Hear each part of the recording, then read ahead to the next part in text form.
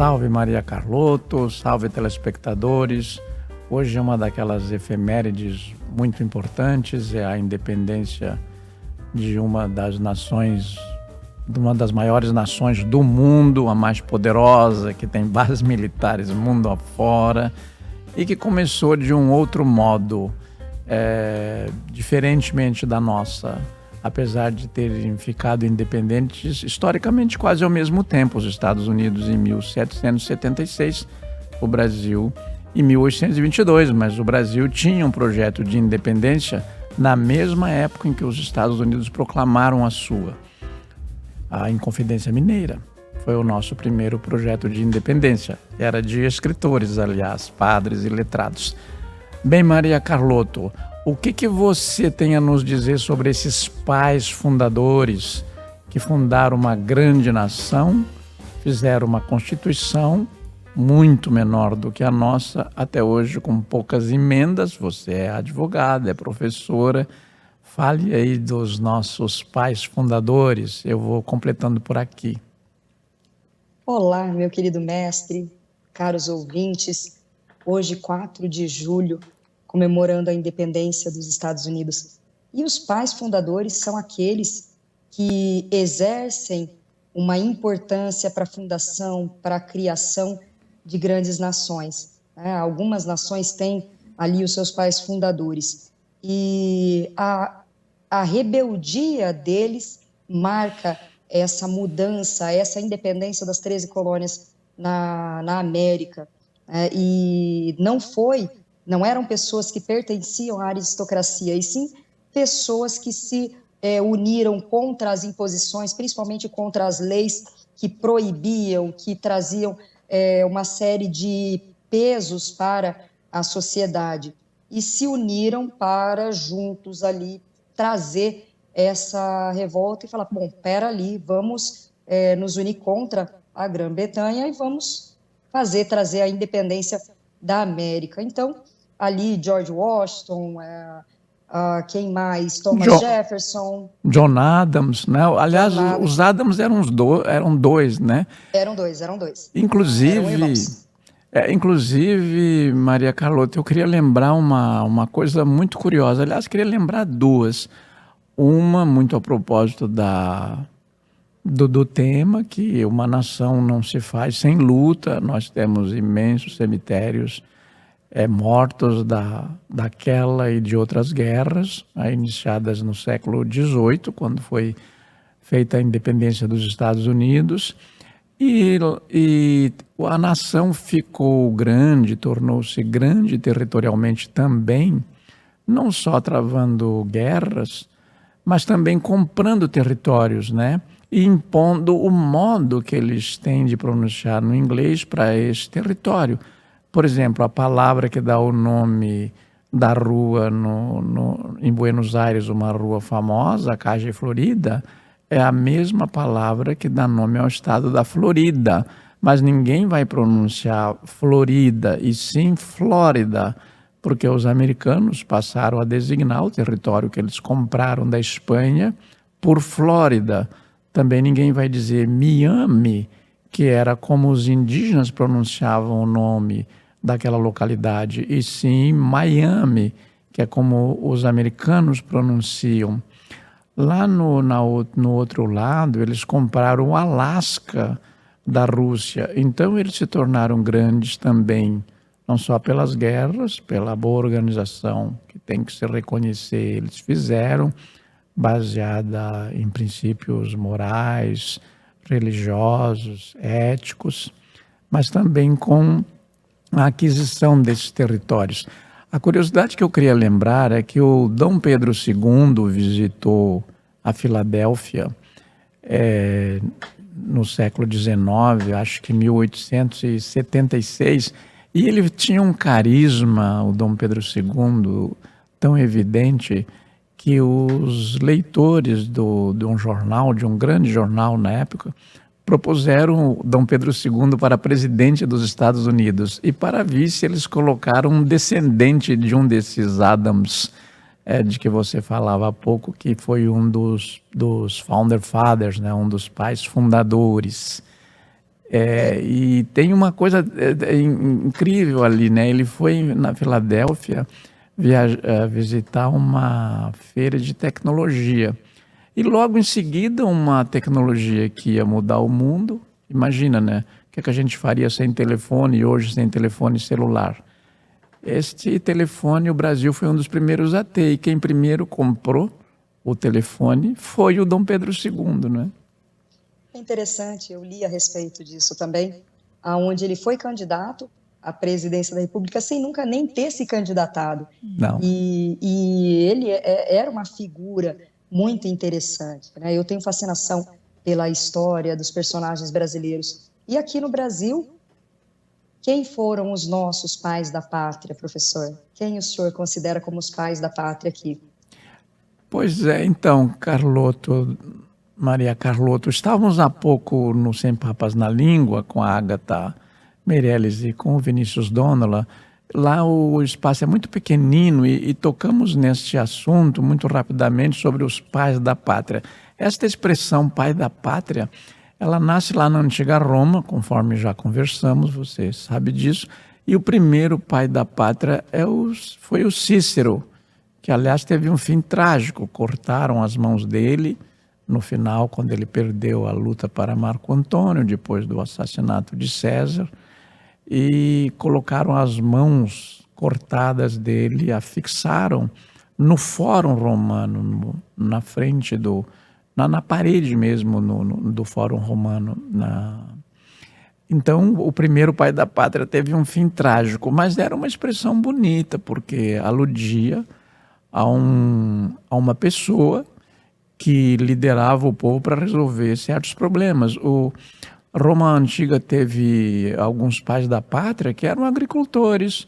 O agricultor foi chamado para resolver a situação. No caso que eu vou contar, ele foi chamado 2 vezes, o Quinctius, e ele terminou de resolver o problema, travou a guerra, trouxe a paz para Roma, voltou a trabalhar na lavoura.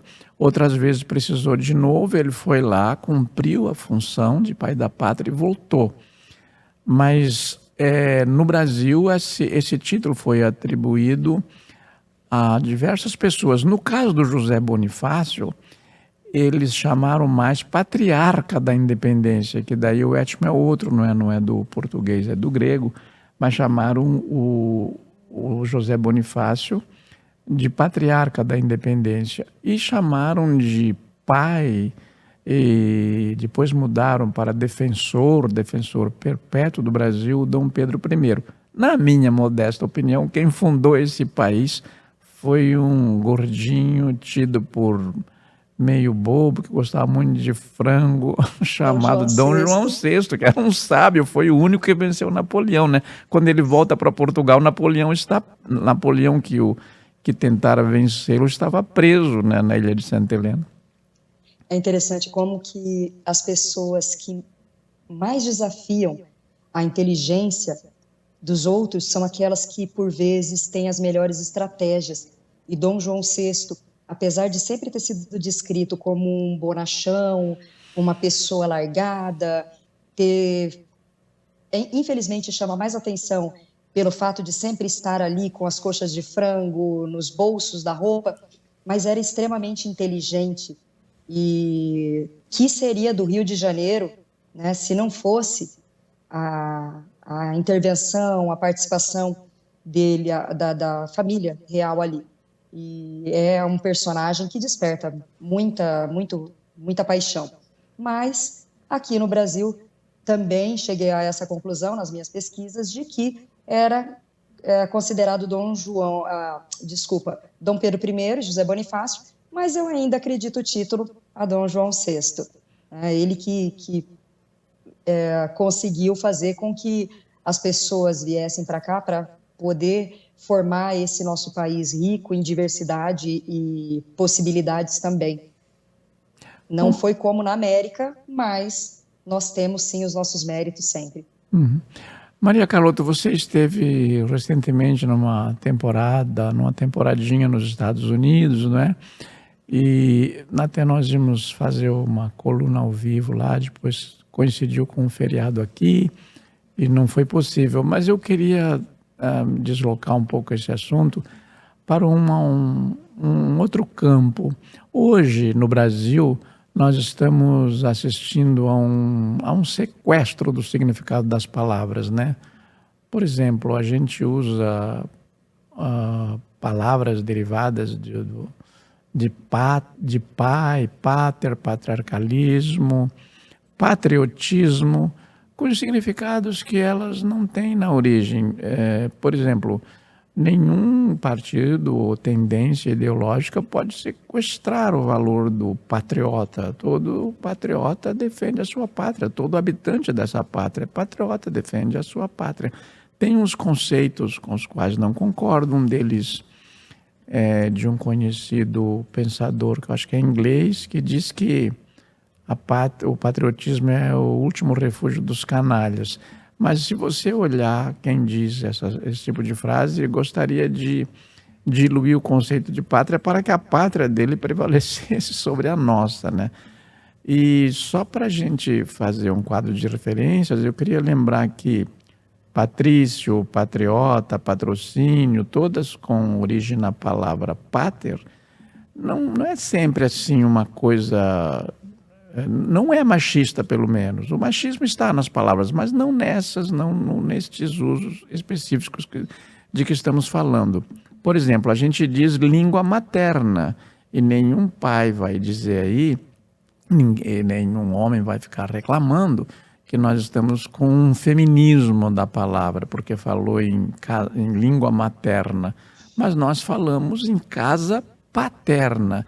Por que este pater? Esse pater não é o pai. A mãe romana era também pater. Havia muitos órfãos, muitas viúvas, então o pater era mais uma função social. Mas a pergunta que eu queria te fazer é que você esteve lá recentemente nos Estados Unidos, que marcas que você viu assim de um orgulho de ser americano, de estar ali, de receber tanta gente, sobretudo em Nova York, onde você esteve, né? Mesmo os nossos amigos da esquerda defendem paraísos socialistas, mas nas primeiras férias que eles têm, eles não vão para a Rússia, não vão para Cuba, não vão para esses lugares, eles vão para Nova York, vão para Disneylândia, sei lá, vão para os Estados Unidos, né? Professor, é um assunto bastante delicado. Não Sim. delicado para quem fala, e sim delicado para quem ouve. Eu entendo perfeitamente que o preconceito, ele não está na palavra, o preconceito está na atitude da pessoa. Quando a gente trata de direito, e segundo a Constituição Federal, todos nós somos iguais perante a lei, o nosso direito civil, que é a matéria que eu domino, que eu dou aula, o nosso direito civil, ele fala em pátrio poder, o poder dos pais para com os filhos, a perda do pátrio poder. E nem por isso está excluindo a mãe. Hoje, nenhuma mãe perde o direito de ter consigo seus filhos, a não ser que tenha cometido contra eles algum crime. Assim como o pai também não perde mais o direito de ter os seus filhos para a mãe, como acontecia antes, a ideia de que o filho é da mãe. Não, filho tem pai e filho tem mãe. O filho é daquele que puder exercer melhor, né, a paternidade ou a maternidade. Então, para mim, o preconceito ele não está na palavra. A palavra, ela tem há muito, muito mais tempo do que o preconceito. O preconceito está na forma como você impõe essa palavra. A América, ela é surpreendente. Amo o meu país, tá? Amo o meu país. E aqui eu uso a palavra patriota como uma pessoa que ama a sua pátria, que trabalha por ela, que faz o seu melhor por ela, que tem atitudes sociais, além do trabalho que já exerço, para poder auxiliar aquelas pessoas que estão à minha volta com o meu trabalho, cumprindo com a minha função social. Mas a América, ela desperta um encantamento, primeiro pelas possibilidades, segundo pela cultura. Por que eu vou para a América? As pessoas me perguntam, quantas vezes você já foi? Eu acho que 8 vezes eu fui. Por quê? Por causa da possibilidade, da facilidade que se tem da cultura. Museus, shows, música, que são coisas que eu amo muito, e a segurança, principalmente, poder estar andando na rua sem você ser incomodado. E as marcas do patriotismo dele estão na fachada das lojas, nas bandeiras penduradas. E algo que me chamou a atenção nessa situação em que nós gravaríamos de lá e era feriado aqui, foi bem no dia que saiu o julgamento do Trump a respeito das acusações, né, todas aquelas questões envolvendo ele e o caso lá da prostituta. E o que nós vimos em Nova York, em frente ao prédio dele, né, ao edifício dele, foi a polícia separando a rua, aonde de um lado tinham os prós e os contras. E eles podiam exercer a sua opinião de forma livre, sem que houvesse interferência. A polícia estava ali, sim, observando, mas não havia agressões. Estava inflamado, tá? Mas essa liberdade que eles têm de dizer aquilo que pensam, sem ser... O Brasil está tendo muita censura, mesmo que essa censura seja escondida. O fato de você não poder dizer aquilo que você pensa, porque você vai receber uma retaliação pelo simples fato de você pensar, te torna um criminoso. E lá não, você pode dizer, e você é respeitado pelo que você vai dizer. Você vai responder pelos excessos, o que seria correto aqui. Talvez isso explique o fato de a Constituição deles ser tão mínima frente à nossa, frente à quantidade de emendas constitucionais que nós temos, aonde, ao invés de se buscar cumprir a lei, se criam leis o tempo todo que não são efetivas. Então, para mim, o que chama muito a atenção na América é isso, é o respeito à lei, o medo que eles têm. Então, ninguém é bonzinho lá, não é isso. Existe o temor referencial. Se eu fizer, serei punido. E aqui nós não vemos isso. Nós temos uma quantidade de leis que por vezes não são aplicadas e são lei morta. E essa liberdade que as pessoas têm de fazer aquilo que querem, dizer aquilo que querem, responsabilizando pelo resultado. Aqui nós não estamos sequer podendo falar aquilo que queremos. Por quê? Porque temos que todos pensar igual. E não é assim. Inclusive, o objetivo do nosso programa é esse, é que as pessoas possam abrir o diálogo. Eu posso ouvir aquilo que eu não concordo sem bravejar, sem brigar, sem agredir ninguém. Se você conseguir me convencer, maravilhoso. Se não conseguir, tá tudo bem, ainda assim. Eu posso não gostar de amarelo, mas eu não me importo com quem gosta de amarelo. Tá tudo certo. Sim, certamente uma sociedade livre que foi como ela foi imaginada pelos pais fundadores da nação americana, que hoje celebra mais uma vez a sua independência, no dia 4 de julho de 1776, quando ela foi então proclamada. Ela enseja um contexto assim de dizer, olha, o projeto deu certo, é uma nação que com todos os seus atrapalhos se tornou uma grande nação. Eu queria lembrar assim um tom para apimentar a controvérsia, que nós não atiramos nos nossos presidentes, né? Eles já mataram um, que foi o John Kennedy, deram 4 tiros no Gerald Ford, quer dizer, houve outros atentados também. Esta marca da violência é uma marca da sociedade americana, mas trazendo para outro campo, eu acho que o campo literário, cinematográfico, o das artes, a nação americana influencia muito mais o mundo inteiro com a sua produção cultural, sua produção cinematográfica, não é? E mesmo de seus problemas terríveis, ela faz grandes filmes. Eu queria lembrar, por exemplo, essa trilogia que é O Poderoso Chefão e que espelha a sociedade americana e especialmente Nova York, né?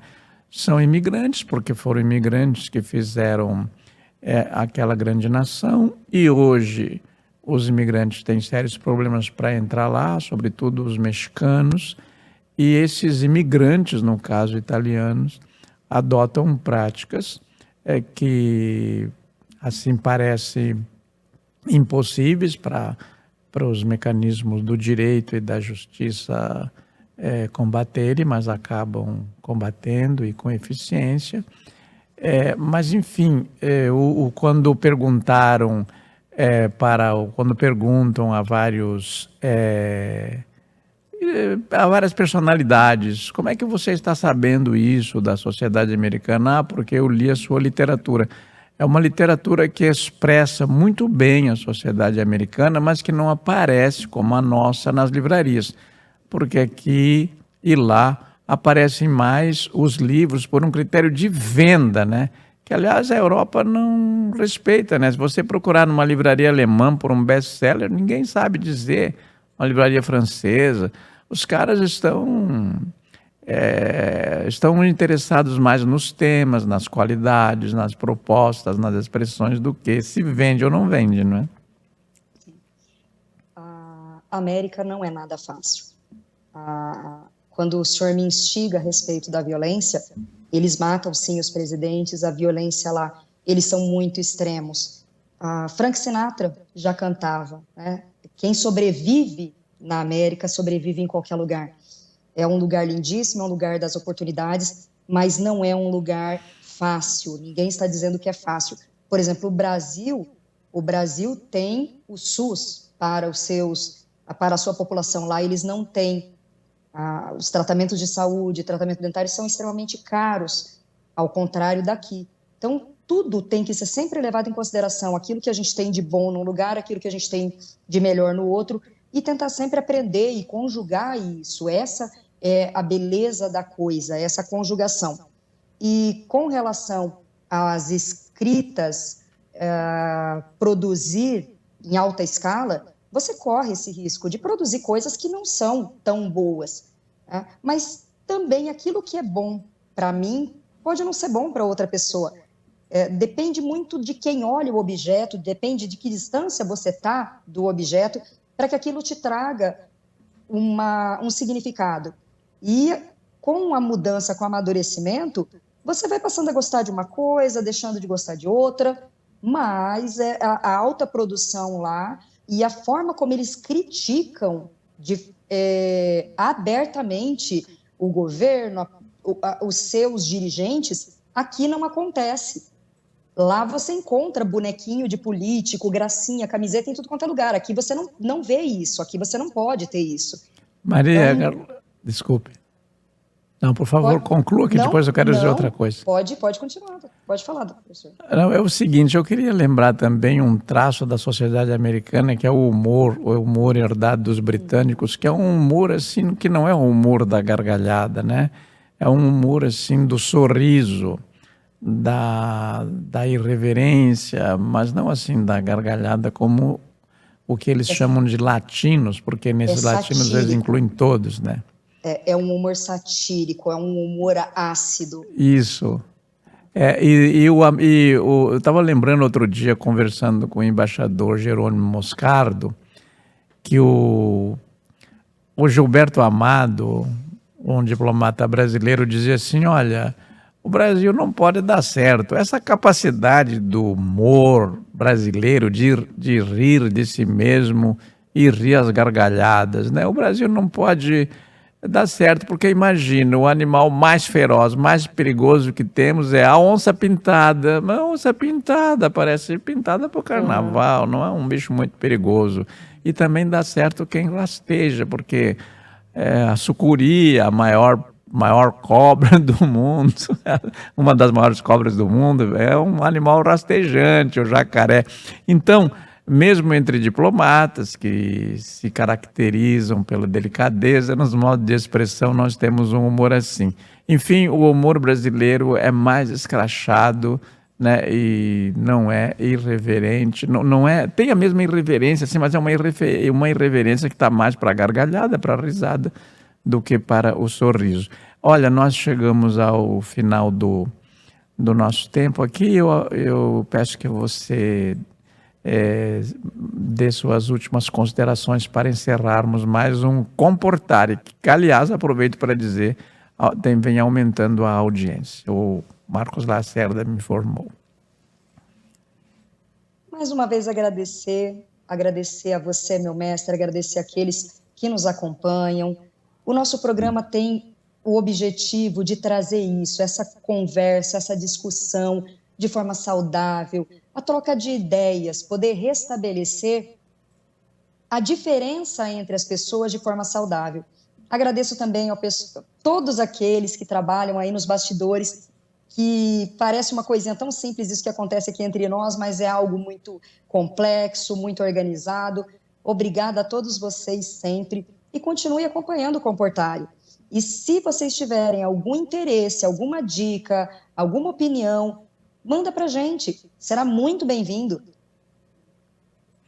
Maria Carlotto, muito obrigado. Eu aproveito para me despedir com um realce que você deu na sua fala, sempre tão pertinente, que é o artigo 5º da nossa Constituição. Todos são iguais perante a lei. E como sou um homem de letras, você também, aproveito para dizer que é todos, viu? Esse todos inclui todos mesmo, não precisa ficar falando todas, todes, porque todos, o masculino plural no português, inclui todos mesmo. E nós não temos o direito de alterar a língua portuguesa, porque a língua portuguesa é patrimônio público, não se mexe no patrimônio público. Muito obrigado. O inglês é o latim do império, todo mundo tem que estudar, além do português, também o inglês, para ler, para viajar, para ouvir, entender as músicas, para assistir melhor os filmes. E aproveitamos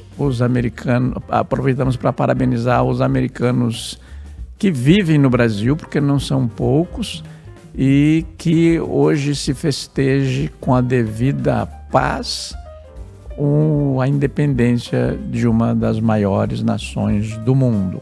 Muito obrigado, até um próximo Comportário.